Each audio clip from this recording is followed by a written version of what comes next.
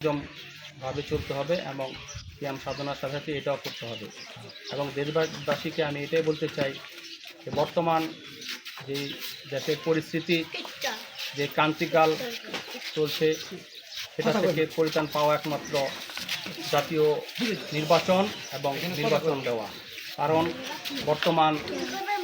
বর্তমানে যে প্রেক্ষাপট সেই প্রেক্ষাপটে আইনশৃঙ্খলা বাহিনী ইভেন যত বাহিনী আছে তারা কিন্তু কোনো দিকেতেই সাকসেসফুল না। এর একটাই কারণ, দেশে কোনো নির্বাচিত সরকার নাই। তাই এই কারণে আমি সবাইকে বলতে চাই এবং আমাদের প্রধান উপদেষ্টা স্যার ডক্টর মোহাম্মদ ইউনূস স্যারকে বলতে চাই যে আপনি অতি দ্রুত নির্বাচন দেন। নির্বাচন যত দেরি হবে দেশের সমস্যা তত বাড়বে। কারণ এখন সবাই জানে দেশে কোনো নির্বাচিত সরকার নাই। সেই কারণে দুষ্ট যারা আছে, খারাপ লোক যারা আছে তারা প্রতিনিয়তই এই ঝামেলা বাড়াইতেছে। খুন, রাহাজানি, ছিনতাই, ধর্ষণ, শিশু ধর্ষণ, এর থেকে পরিত্রাণ পাওয়ার একটা মাত্র উপায় দ্রুত নির্বাচন দেওয়া, নির্বাচিত সরকার হাতে ক্ষমতা হস্তান্তর করা। তাহলে এই দেশ দ্রুত সমাধান হবে। তার সাথে সাথে সামনে আমাদের পবিত্র ঈদ।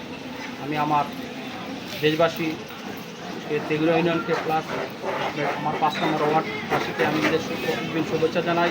ঈদ মোবারক।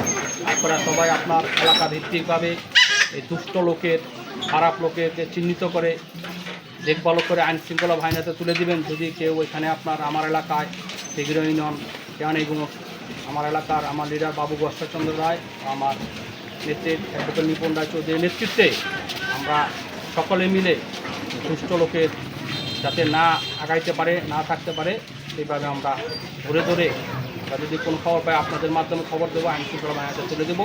আপনাকে আইন হাতে তুলে নেবেন না।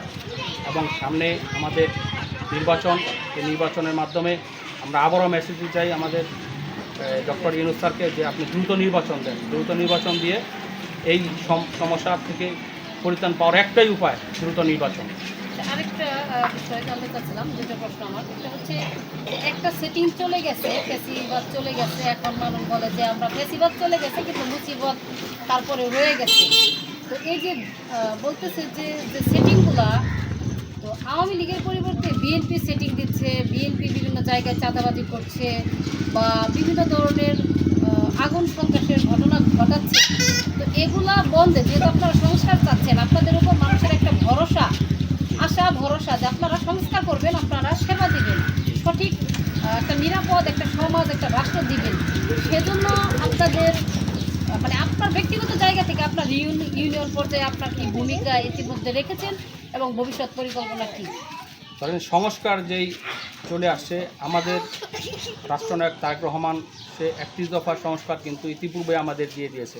সেই সংস্কারে কিন্তু বর্তমান সরকার যে বলছে সংস্কার, প্রত্যেকটা আপনারা দেখেন আমরা ৩১ দফা কর্মসূচি পালন করতেছি এবং লিফলেট বিতরণ করতেছি, জনগণের দোরগোড়া পৌঁছে দিয়েছি।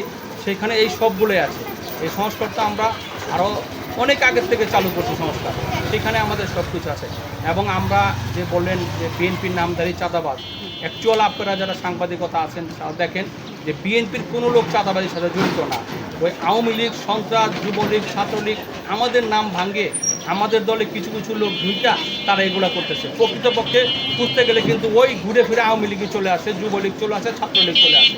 অ্যাকচুয়াল বিএনপির লোক কখনও চাঁদাবাজ ছিল না, চাঁদাবাজ এখনও করে না, ভবিষ্যতে আমরা আশা করি বিএনপির কাজে থাকবে না। আমাদের নেতা তারেক রহমানের হার্ড কথা আছে এবং হার্ড মেসেজ আছে, বলে কখনও কোনো লোককে আমরা কোনো এক চুলো ছাড় দেবো না, নিজেরা তো নাই, এবং কোনো চাঁদাবাজকে আমরা জায়গা দেবো না এই বাংলার বুকে। আপনার ইউনিয়ন নিয়ে আপনার কি পরিকল্পনা? আমার ইউনিয়নের পরিকল্পনা এখানে সুন্দর, স্বচ্ছ এবং মাদক মুক্ত। সবচেয়ে ভয়াবহ জিনিস হলো মাদক। আমি আমার ইউনিয়নকে মাদক মুক্ত করবো ইনশাআল্লাহ। আমাদের নেতা বাবু গস্তাচন্দ্র রায়, আবারও বলি, এবং আমাদের নেত্রী নিপুণ রায় চৌধুরীর কড়া বার্তা আছে যে মাদকের সাথে কোনো আপোষ নাই, সন্ত্রাসের সাথে কোনো আপোষ নাই, চাঁদাবাদের সাথে কোনো আপোষ নাই, ভূমিদস্যুর সাথে কোনো আপোষ নাই। আমরা ইউনিয়নকে আমাদের প্রথম কাজ হলো সন্ত্রাস এবং মাদক মুক্ত করা। মাদককে মুক্ত করব ইনশাআল্লাহ। সেভাবে আমরা কাজ করে যাচ্ছি এবং করছি। আপনারা ইতিপূর্বে জানবেন এলাকায় যে মাদকের বিরুদ্ধে আমরা হার্ডলাইনে আছি, সন্ত্রাসের বিরুদ্ধে হার্ডলাইনে আছি ইনশাআল্লাহ। Thank you. ধন্যবাদ।